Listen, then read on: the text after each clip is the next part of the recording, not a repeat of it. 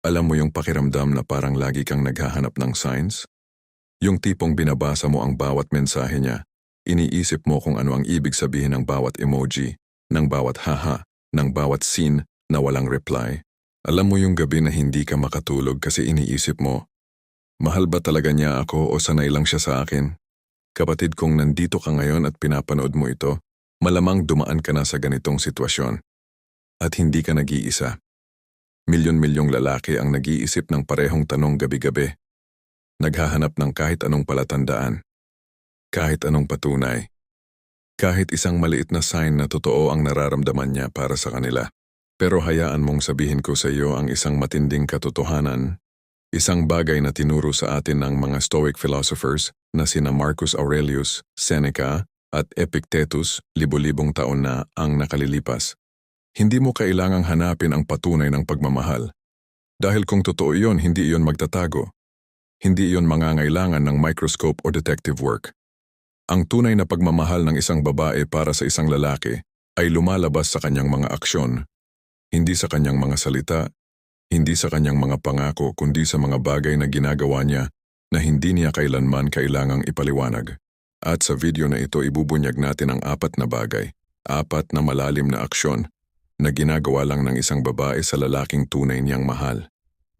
Hindi ito tungkol sa romance. Hindi ito tungkol sa mga pelikula o teleserye.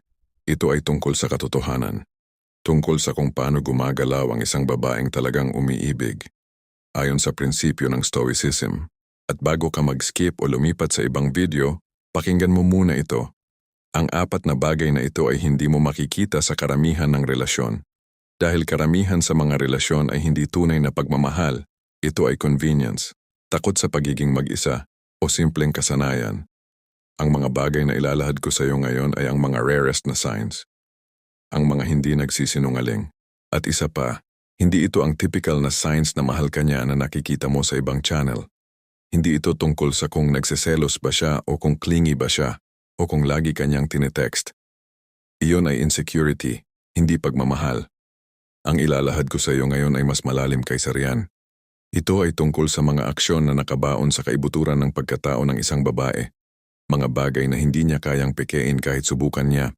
Kaya kung gusto mong malaman ang katotohanan, kung gusto mong magkaroon ng clarity sa buhay mo, manatili ka hanggang dulo. Dahil pagkatapos ng video na ito, hindi ka na magtatanong, hindi ka na mag-a-assume, hindi ka na mag-o-overthink. Dahil alam mo na kung ano ang hahanapin, at alam mo na kung ano ang totoo. Bago natin simulan, nais kong magpasalamat sa mga loyal kong subscribers sa patuloy na pagsuporta sa aking channel. Kayo ang inspirasyon ko sa paggawa ng mga bagong content. Kung bago ka sa channel ko, comment mo na kung taga saan ka. Narito ang problema, kapatid. Maraming lalaki ngayon ang nabubuhay sa isang relasyon na mukhang relasyon sa labas, pero sa loob parang walang laman. Parang may kasama ka sa mesa pero mag-isa ka pa rin kumakain. May katabi ka sa kama pero mas malayo pa siya kaysa sa buwan. At ang pinakamasakit, hindi mo alam kung normal ba yon. Hindi mo alam kung ikaw ang may problema, o kung siya ang may tinatago, o kung ganun talaga ang relasyon, boring, tahimik at walang direksyon. Kaya ano ang ginagawa ng karamihan sa mga lalaki? Naghahanap sila ng sagot sa maling lugar. Tinitingnan nila kung sweet ba ang babae. Binibilang nila kung ilang beses siyang nag-text sa isang araw. Nagagalit sila kapag hindi sila nag-greet ng good morning. Nai-insecure sila kapag may nakausap siyang ibang lalaki. At sa bawat maliit na bagay, gumagawa sila ng sariling kwento sa utak nila. Kwento na kadalasan ay hindi totoo. Ito ang tinatawag ni Epictetus na pagkakaalipin sa sariling pag-iisip. Sabi niya, hindi tayo nababagabag ng mga pangyayari, kundi ng ating mga interpretasyon sa mga pangyayaring iyon. Ibig sabihin, hindi ang mga aksyon niya ang sumasakit sa iyo. Ang sumasakit ay ang kwentong ginagawa mo sa utak mo tungkol sa mga aksyon niya. Nagsisin ka niya, baka busy lang siya, pero sa utak mo, hindi na niya ako mahal. Hindi siya nag-good morning, baka nakatulog lang ng maaga. Pero sa utak mo, may iba na siyang kausap, at doon nagsisimula ang pagkawasak. Hindi dahil sa kung ano ang nangyari, kundi dahil sa kung ano ang akala mong nangyari. Nakita mo na ba yung lalaki sa kabilang mesa sa coffee shop? Yung nakatingin sa phone niya, nag-iisip kung bakit hindi pa nagre-reply ang girlfriend niya? Nakita mo na ba yung lalaki sa gym na mukhang focused? Pero ang totoo ay iniisip niya kung bakit biglang nag-online ang babae niya pero hindi naman siya kinausap? Nakita mo na ba yung lalaki sa trabaho na nagpapanggap na okay pero sa loob ay wasak na dahil sa away nila kagabi? Iyan ang realidad ng maraming lalaki ngayon.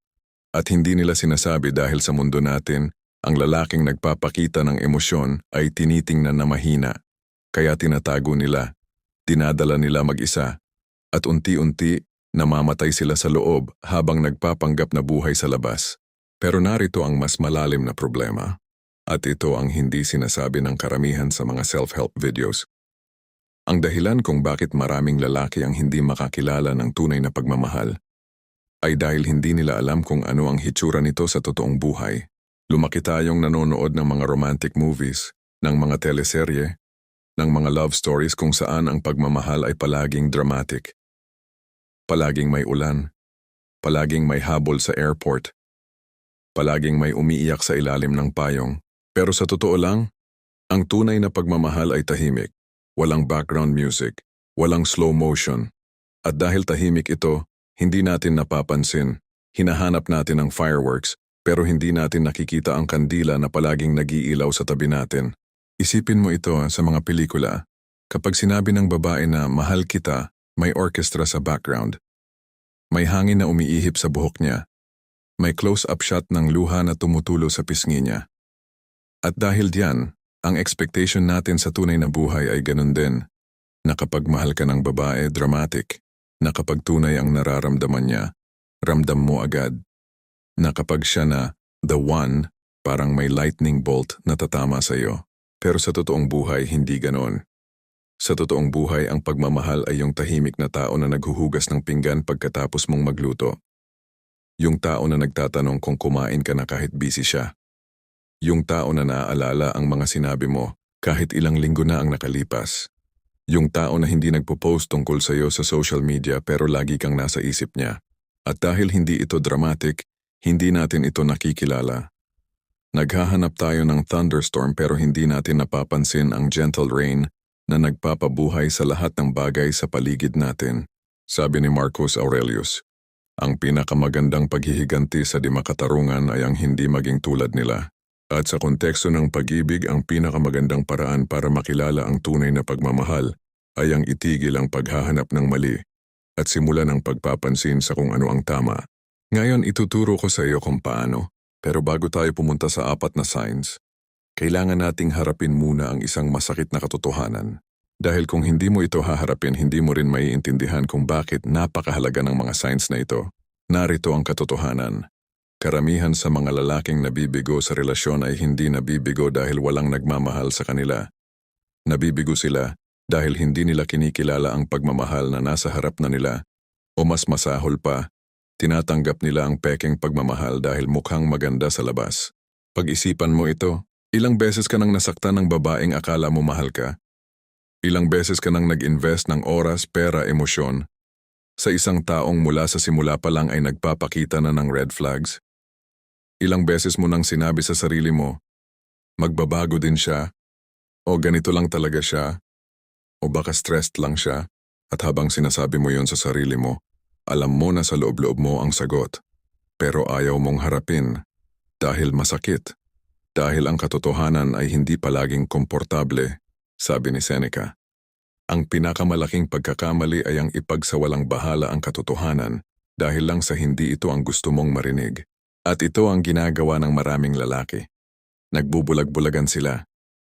Pinipili nilang manatili sa isang relasyong walang substansya dahil takot sila sa pagiging mag-isa. Pinipili nilang paniwalaan ang mga salita kahit salungat ang mga aksyon. Pinipili nilang maging komportable kaysa maging malaya. Pero hayaan mong sabihin ko sa iyo, ang pagiging mag-isa ng may dignidad ay mas maganda kaysa sa pagiging may kasama pero patay ang diwa. Pag-isipan mo ito ng mabuti. Ano ba talaga ang mas nakakatakot? Ang maging mag-isa o ang maging kasama ng taong nagpaparamdam sa iyong mag-isa ka? Maraming lalaki ang pumipili ng pangalawa. Tinitiisin ang relasyong walang init. Tinitiisin ang babae na parang roommate na lang ang turing sa kanya. Tinitiisin ang gabi-gabi na walang usapan, walang koneksyon, walang kamusta ang araw mo, na sincere. At bakit? Dahil takot sila sa empty side ng kama. Takot sila sa katahimikan ng apartment na walang ibang tao. Pero kapatid, ang katahimikan ay hindi kaaway. Ang katahimikan ay espasyo. Espasyo para makilala mo ang sarili mo. Espasyo para maitanong mo sa sarili mo kung ano talaga ang gusto mo sa buhay. Espasyo para maging handa ka kapag dumating na ang taong talagang para sa iyo. Sabi ni Marcus Aurelius, ang tao na gumagawa ng maling bagay ay gumagawa rin ng mali sa sarili niya. At ang pagsisettle sa relasyong hindi ka naman minamahal ng tunay, iyon ay paggawa ng mali sa sarili mo. Iyon ay pagsasabi sa sarili mo na hindi ka deserve ng mas maganda. At kasinungalingan iyon. At narito ang pinakamasakit sa lahat. Habang ikaw ay nagsisettle sa isang relasyong hindi ka naman talaga minamahal, may isang babae na sa ibang dako ng mundo, o baka sa parehong lungsod mo, na handang ibigay sa iyo ang uri ng pagmamahal na deserve mo. Pero hindi mo siya makikita dahil puno na ang pwesto. Puno na ng taong hindi naman karapat-dapat doon. Kaya kapatid, oras na para maging matapang. Oras na para harapin ang katotohanan. At oras na para matutunan kung ano talaga ang tunay na pagmamahal. Hindi ang pelikula version, kundi ang totoong buhay version. At nagsisimula iyon sa pag-unawa sa 4 na bagay na ginagawa lang ng babae sa lalaking tunay niyang mahal. Pero bago ko ibigay sa iyo ang 4 na ito, gusto kong maging honest sa iyo. Ang 4 na sign na ito ay hindi para sa lahat. Hindi ito para sa lalaking ayaw magbago. Hindi ito para sa lalaking naghahanap lang ng validation na tama siya. At hindi ito para sa lalaking gusto lang ng mabasa pero ayaw namang mag-apply. Ang 4 na sign na ito ay para sa lalaking handang harapin ang katotohanan. Kahit masakit, kahit mahirap, kahit i-question ito ang lahat ng akala niyang alam niya tungkol sa pagmamahal. Kung iyon ang lalaki ka, tara na, simulan natin. Unang bagay, pinoprotektahan niya ang kapayapaan mo. Ito ang pinakauna at pinaka-underrated na sign ng tunay na pagmamahal ng isang babae. Kapag mahal ka ng isang babae, tunay na mahal, hindi siya ang dahilan ng gulo sa buhay mo. Hindi siya ang dahilan kung bakit hindi ka makatulog sa gabi dahil sa away. Hindi siya ang pinagmulan ng stress, anxiety, at sama ng loob. Sa halip, siya ang kapayapaan mo. Siya ang dahilan kung bakit kahit gaano kahirap ang araw mo sa trabaho, sa negosyo, sa mundo, pagdating mo sa kanya, parang bumababa ang bigat sa balikat mo. Sabi ni Marcus Aurelius, ang kaguluhan ay nanggagaling sa loob. Hanapin mo ang katahimikan sa iyong sarili. Pero narito ang dagdag na katotohanan, ang babaeng mahal ka ay tumutulong sa iyo na mahanap ang katahimikang iyon. Hindi siya ang gumagawa ng bagyo sa buhay mo. Siya ang silungan kapag may bagyo. Paano mo ito makikita sa totoong buhay? Kapag may problema kayo, hindi siya ang unang sisigaw. Hindi siya ang unang magsasabi ng masakit na salita na alam niyang hindi na niya mababawi. Hindi niya ikukwento ang away niyo sa lahat ng kaibigan niya para lang mapahiya ka. Hindi niya gagamitin ang mga sikreto mo laban sa iyo kapag galit siya. Sa halip kakausapin ka niya. Tatahimik muna siya kung kailangan. Hihintayin niya ang tamang oras para pag-usapan ang problema. At kapag nag-uusap na kayo, ang goal niya ay resolusyon, hindi panalo. Ito ang tanda ng mature na pagmamahal. Ang pagmamahal na hindi nakabase sa emosyon lang kundi sa desisyon. Desisyon na protektahan ang kapayapaan ng taong mahal niya. Pag-isipan mo ito, kapatid. Kung ang relasyon mo ay palaging puno ng sigawan, palaging may drama, palaging may away na walang resolusyon, tanungin mo ang sarili mo. Pinoprotektahan ba niya ang kapayapaan mo o siya ang sumisira nito? Dahil sabi ni Epictetus, walang tao ang malaya kung hindi siya Panginoon ng kanyang sarili. At ang babaeng mahal ka, siya ang tutulong sa iyo na maging malaya. Hindi siya ang tanikala, siya ang susi. Isipin mo si Marco, 3 taon na sila ng girlfriend niya. Pero sa 3 taon na iyon, wala ni isang beses na sumigaw ang girlfriend niya sa kanya sa harap ng ibang tao. Wala ni isang beses na ginamit ang mga kahinaan niya laban sa kanya. Kapag may problema, umuupo sila, nag-uusap at inaayos. Minsan nagtatalo sila, normal iyon. Pero pagkatapos ng usapan, pareho silang bumabangon na mas malakas, hindi mas mahina. Isang gabi, pagod na pagod si Marco mula sa trabaho. Stressed, irritable. At napasigaw siya sa girlfriend niya dahil sa maliit na bagay, hindi nahugas na pinggan. Alam mo kung ano ang ginawa ng girlfriend niya? Hindi siya sumigaw pabalik. Hindi siya umiyak para mag-guilty si Marco. Tumingin lang siya sa kanya at sinabing, alam kong pagod ka, Pag-usapan natin ito mamaya kapag okay ka na. Iyon ang pagmamahal, kapatid. Iyon ang proteksyon ng kapayapaan. Hindi dahil pushover siya, kundi dahil alam niyang ang pagmamahal ay hindi nananalo ng argumento, ito ay nananalo ng relasyon. At gusto kong i-compare ito sa kabaligtaran para mas malinaw sa iyo ang pagkakaiba. Ang babae na hindi ka mahal, siya yung gagawa ng drama mula sa wala. Siya yung mag-aaway sa iyo dahil hindi mo nilike yung post niya. Siya yung magpaparinig sa social media para makaramdam ka ng guilt. Siya yung magsasabi ng wala, okay lang. Pero ang buong araw, silent treatment ang ibibigay sa iyo. Siya yung mag-uungkat ng lumang away kapag wala nang masabi sa bagong away. Nakikilala mo ba yon? Naranasan mo na ba yon? Karamihan sa mga lalaki ay naranasan na yon. At ang malungkot, marami sa kanila ang nag-iisip na normal yon. Na ganun talaga ang relasyon. Na passionate lang kaya ganun. Hindi, kapatid, hindi yun passion, iyon ay kawalang respeto. Ang tunay na passion ay yung hinahangad mong maging mas mabuti para sa taong mahal mo. Yung ginagawa mong lahat para protektahan ang kapayapaan niya. Yung pinipili mong tumahimik kaysa sumigaw. Hindi dahil mahina ka, kundi dahil mas mahal mo ang relasyon kaysa sa ego mo. Yan ang stoic love. Yan ang mature love. At yan ang love na deserve mo. Pangalawang bagay, ipinaglalaban ka niya kahit wala ka. Ito ang isa sa mga pinaka-powerful na signs. At isa rin sa pinakamahirap makita. Dahil nangyayari ito kapag wala ka. Kapag tunay na mahal ka ng isang babae, ipinaglalaban ka niya kahit hindi mo alam. Kahit wala ka sa kwarto. Kahit hindi mo narinig ang usapan. Ano ang ganong ibig sabihin nito?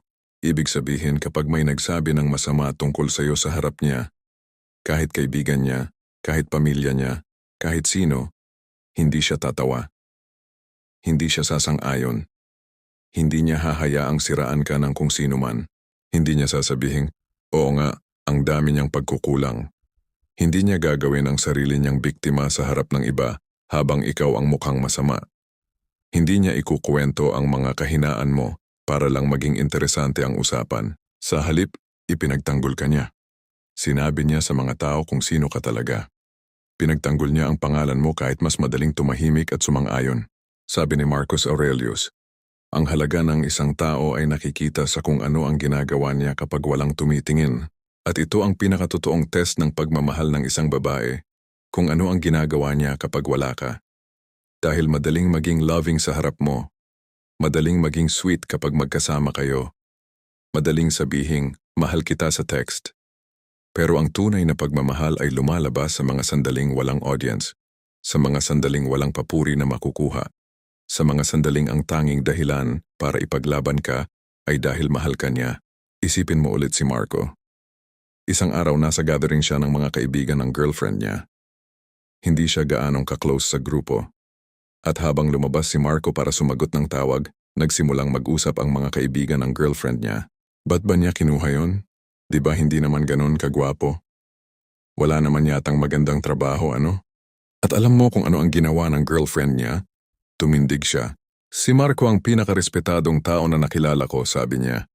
At hindi ko kailangan ng opinyon niyo tungkol sa relasyon ko. Hindi niya alam na narinig pala ni Marco habang pabalik na siya sa kwarto. At nang marinig niya yon, naintindihan niya, hindi lang sa utak kundi sa puso, na ang babaeng ito ay tunay na nagmamahal sa kanya. Dahil kapatid, madaling mahalin ang isang tao kapag maganda ang lahat. Pero ang tunay na pagmamahal ay ipinaglalaban ka kapag mahirap na ang lahat. Sabi ni Seneca, ang tunay na kaibigan ay malalaman mo sa panahon ng kagipitan, hindi sa panahon ng kasaganaan. At ang tunay na pagmamahal, pareho lang. Makikita mo ang katotohanan hindi sa matatamis na sandali kundi sa mahihirap na sandali. Kaya tanungin mo ang sarili mo. Kung may nagsalita ng masama tungkol sa iyo ngayon, sa likod mo, ano kaya ang gagawin niya? Ipagtanggol ka ba niya? O sasang-ayon siya para hindi siya ma-awkward? Ang sagot sa tanong na iyon ay sasabihin sa iyo ng lahat ng kailangan mong malaman. At isa pang bagay, ang babaeng ipinaglalaban ka ay hindi lang sa malaking moments.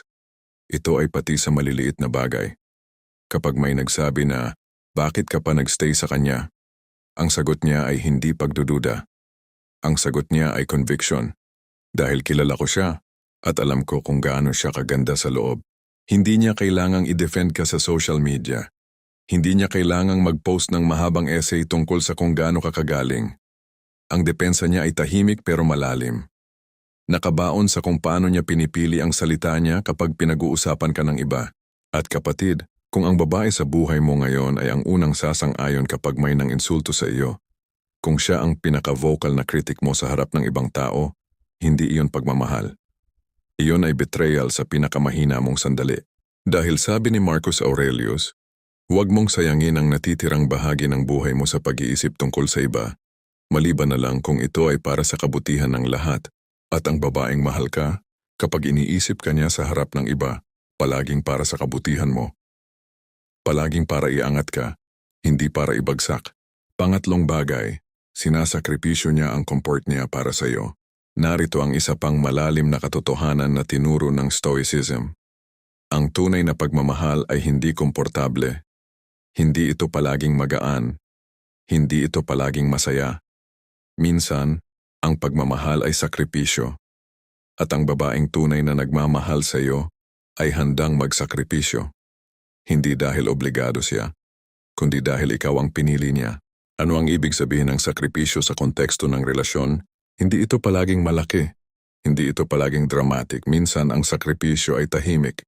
Ito yung babae na gigising ng maaga para ipagluto ka kahit pagod siya. Yung babae na papayag na hindi bumili ng gusto niya para matulungan ka sa gastusin. Yung babae na hihintayin ka kahit gaano katagal bago ka makabalik mula sa trabaho abroad. Yung babae na pipiliing manatili kahit mahirap na, dahil alam niya na ang relasyon ay hindi palaging maganda, pero ang pagpili na manatili ay ang pinakamagandang bagay na magagawa niya. Sabi ni Epictetus, hindi ang mga pangyayari ang bumubuo sa isang tao kundi ang kanyang tugon sa mga pangyayaring iyon. At ang tugon ng babaeng mahal ka, sa kahirapan, sa pagsubok, sa hirap ng buhay, ay ang manatili. Ang piliin ka, araw-araw, kahit mahirap, kahit masakit, kahit may mas madaling option. Ito ang pinagkaiba ng tunay na pagmamahal sa convenience. Ang convenience ay nandoon lang habang komportable. Pag nawala ang komporto, nawala na rin ang tao. Pero ang pagmamahal ay nandoon pa rin kahit wala ng komporto. At gusto kong maging malinaw dito. Dahil maraming lalaki ang nalilito sa dalawang ito. Ang convenience love ay ganito ang hitsura. Nandoon siya kapag okay ang lahat.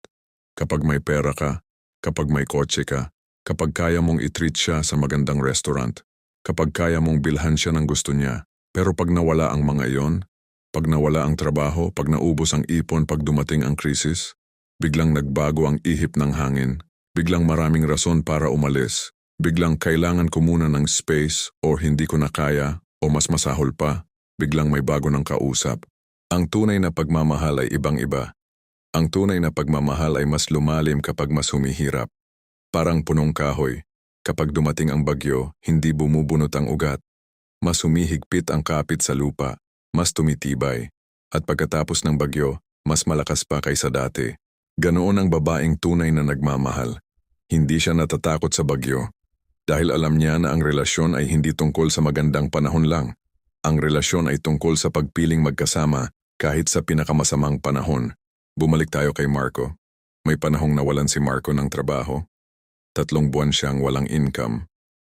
3 buwan na hindi siya makapag-date, hindi makapag-treat, hindi makapag-ambag sa gastusin nila.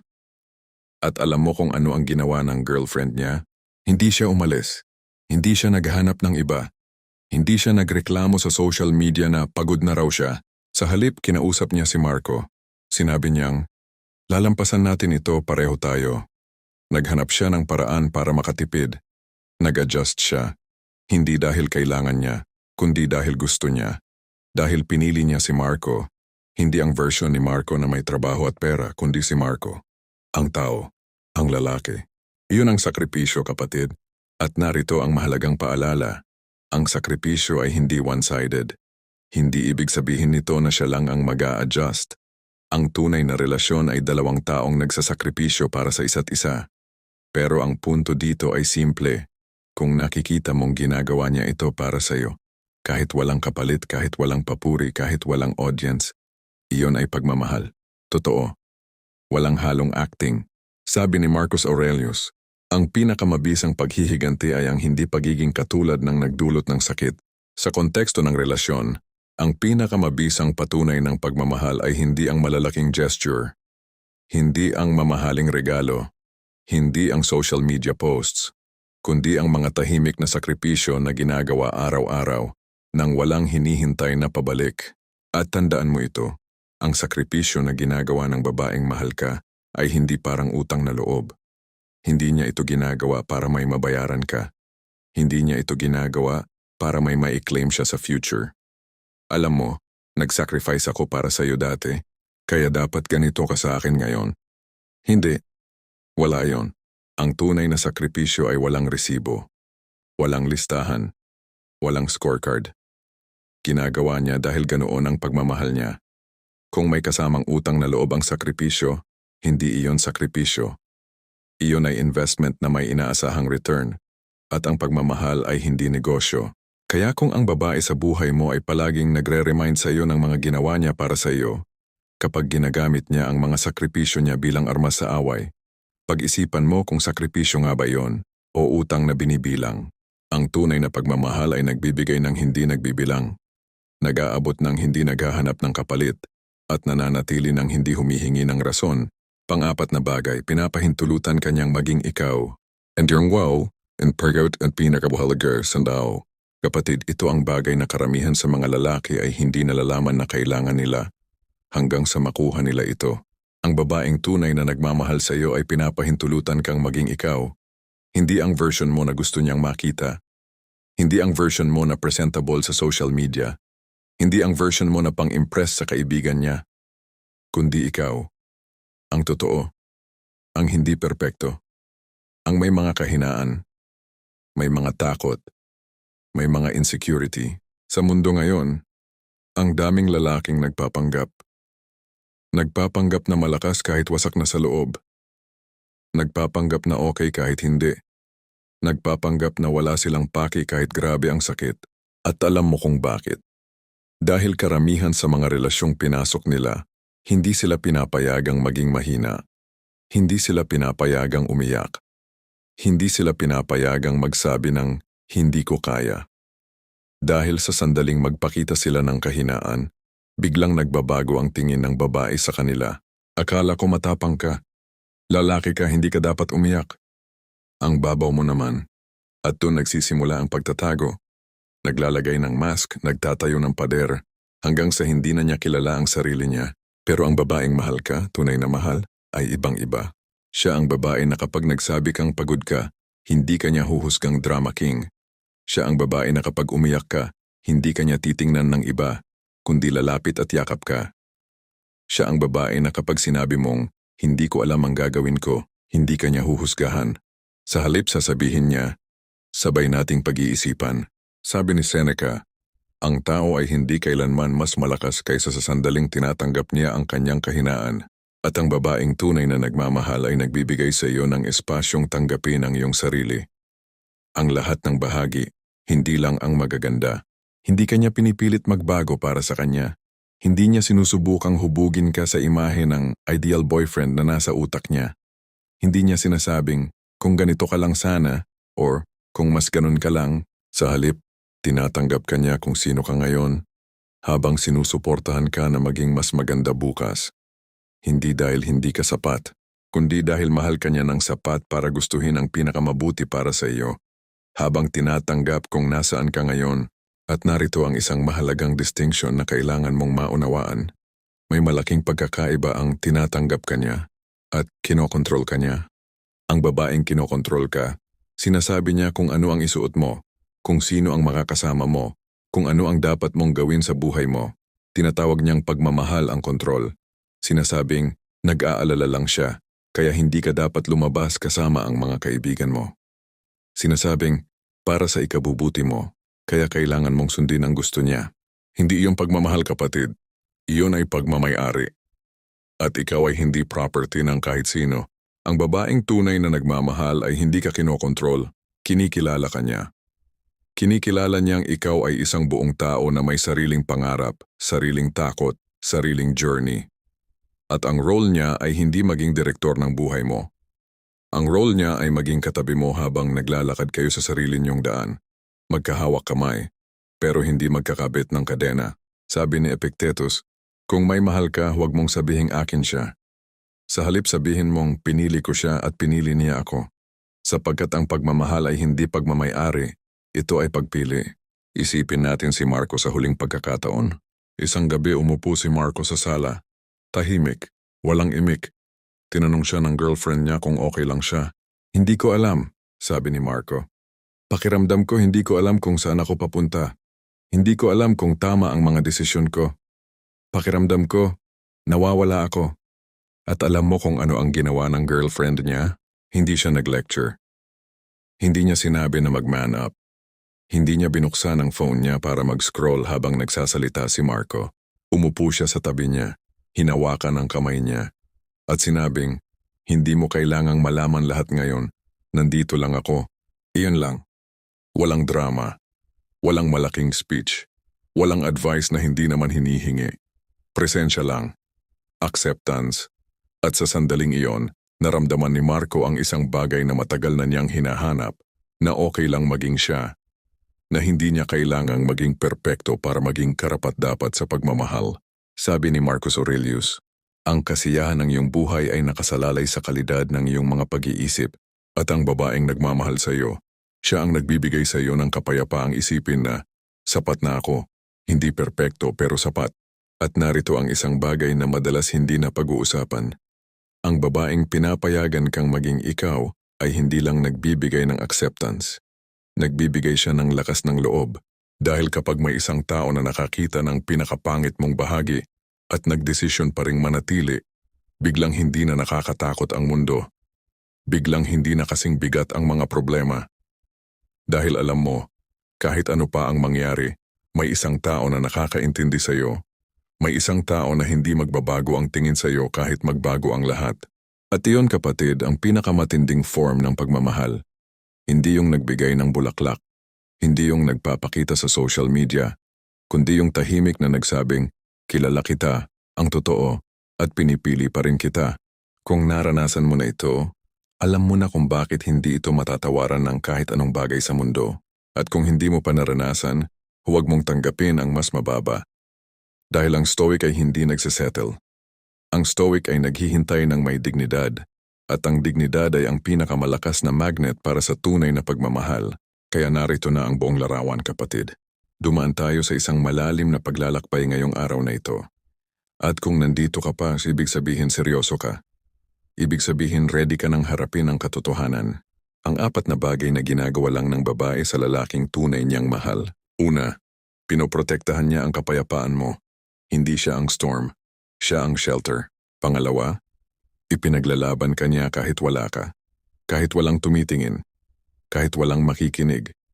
Itinataguyod niya ang pangalan mo at ang dignidad mo. Pangatlo, sinasakripisyo niya ang komporto niya para sa iyo. Hindi dahil obligasyon, kundi dahil pagpili. Araw-araw na pagpili na manatili. Pang-4, pinapahintulutan ka niyang maging ikaw. Ang totoo, ang mahina, ang hindi perpekto. At minamahal ka pa rin niya. Ngayon may isang tanong na gusto kong iwan sa iyo. At gusto kong pag-isipan mo ito ng mabuti. Kung tatanungin ka ng babaeng mahal mo, paano mo nalalaman na mahal kita? Ano ang isasagot mo? Huwag mong sabihing dahil sinasabi ko sa iyo. Huwag mong sabihing dahil binibigyan kita ng regalo. Huwag mong sabihing dahil lagi akong nandito. Sa halip tanungin mo ang sarili mo. Pinoprotektahan ko ba ang kapayapaan niya? Ipinaglalaban ko ba siya kahit wala siya? Handang magsakripisyo ako para sa kanya? At pinapayagan ko ba siyang maging totoo sa harap ko? Dahil alam mo ang magandang bagay tungkol sa 4 na signs na ito? Hindi lang ito para sa babae, ito rin ang standard na dapat mong gawin bilang lalaki. Ang pagmamahal ay hindi one-way street. At kung gusto mong makatanggap ng ganitong klase ng pagmamahal, kailangan mo ring maging handa na ibigay ito. Yan ang turo ng Stoicism, hindi lang tungkol sa pagtanggap ng maganda, kundi tungkol sa pagiging maganda, sa loob, sa labas, at sa bawat desisyon na ginagawa mo araw-araw. Kung nakikilala mo ang mga sign na ito sa relasyon mo ngayon, kapatid, hawak mo ang ginto. Huwag mo itong bibitawan. Huwag mong i-take for granted ang babaeng ganyan, dahil bihira siya.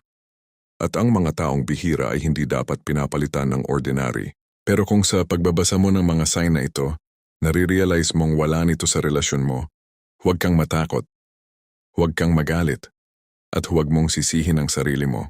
Dahil sabi ni Epictetus, hindi mo kontrolado ang mga pangyayari, pero kontrolado mo ang iyong tugon. Ang katotohanang nakita mo ngayon ay hindi para saktan ka. Ito ay para palayain ka. Malaya ka ng magdesisyon. Malaya kang pumili ng mas mabuti para sa sarili mo. Malaya kang umalis sa kung saan hindi ka minamahal at pumunta sa kung saan karapat-dapat ka. Dahil narito ang huling aral ng Stoicism na gusto kong iwan sa iyo. Hindi ka nilikha para maging tiisin lang. Hindi ka nilikha para maging option. Hindi ka nilikha para maging backup plan ng kahit sino. Nilikha ka para maging mahalaga. At ang babaeng tunay na makakakita niyan, iyan ang babaeng mag-aalaga sa iyo ng walang kondisyon. Kapatid, kung umabot ka hanggang dito, ibig sabihin seryoso ka. Ibig sabihin gusto mong magbago. Ibig sabihin handa ka nang harapin ang katotohanan at gamitin ito para maging mas magandang bersyon ng sarili mo. At kung naramdaman mong may natutunan ka sa video na ito, kung may linya na tumama sa iyo, kung may moment na naramdaman mong, ito ang kailangan kong marinig, ilike mo ang video na ito. Hindi para sa akin. Para makarating ito sa ibang lalaking nangangailangan din ng ganitong mensahe, i-subscribe ka na rin sa channel na ito. Dahil bawat linggo, may bagong aral tayong ibabahagi, mga prinsipyo ng Stoicism na gagabay sa iyo sa buhay, sa relasyon, at sa pagiging lalaking karapat-dapat sa respeto. At sa comment section, gusto kong malaman. Alin sa apat na sign ang pinakatumama sa iyo? Alin ang naranasan mo na? At alin ang hinahanap mo pa? I-share mo ang kwento mo. Dahil bawat lalaking mag-share ng karanasan niya ay tumutulong sa isa pang lalaking nag-iisip na mag-isa lang siya. At kung may kakilala ka, kaibigan, kapatid, pinsan, kahit workmate, na alam mong kailangan niyang marinig ito, isend mo sa kanya ang video na ito. Hindi mo kailangang magpaliwanag. Isend mo lang. At hayaan mong ang mensahe ang magsalita. Minsan ang isang video ay sapat na para magbago ang perspective ng isang tao. Minsan ang isang aral ay sapat na para magising ang isang lalaking matagal nang natutulog. Natutulog sa relasyong hindi naman siya ginigising. Hindi ka nag-iisa, kapatid. At tandaan mo ang sinabi ni Marcus Aurelius. Ang buhay ay maikli. Ang tanging bunga ng buhay sa lupa ay isang banal na disposisyon at mga gawang makabayan. Sa madaling salita, ang buhay ay maikli. Huwag mo itong sayangin sa taong hindi ka minamahal ng tunay. Piliin ang katotohanan, piliin ang dignidad, piliin ang sarili mo. At isa pang huling bagay bago tayo magtapos. Kung ikaw ay isang lalaking nagbabasa o nanonood nito ngayon at nag-iisip na, hindi ko pa naranasan ang ganitong klase ng pagmamahal, huwag kang mawalan ng pag-asa. Hindi ibig sabihin na wala kang kwenta. Hindi ibig sabihin na hindi ka deserve ng ganyang pagmamahal. Ibig sabihin lang, hindi pa dumating ang tamang tao. O baka nandun na siya pero hindi mo pa siya nakikita dahil nagfo-focus ka sa maling bagay.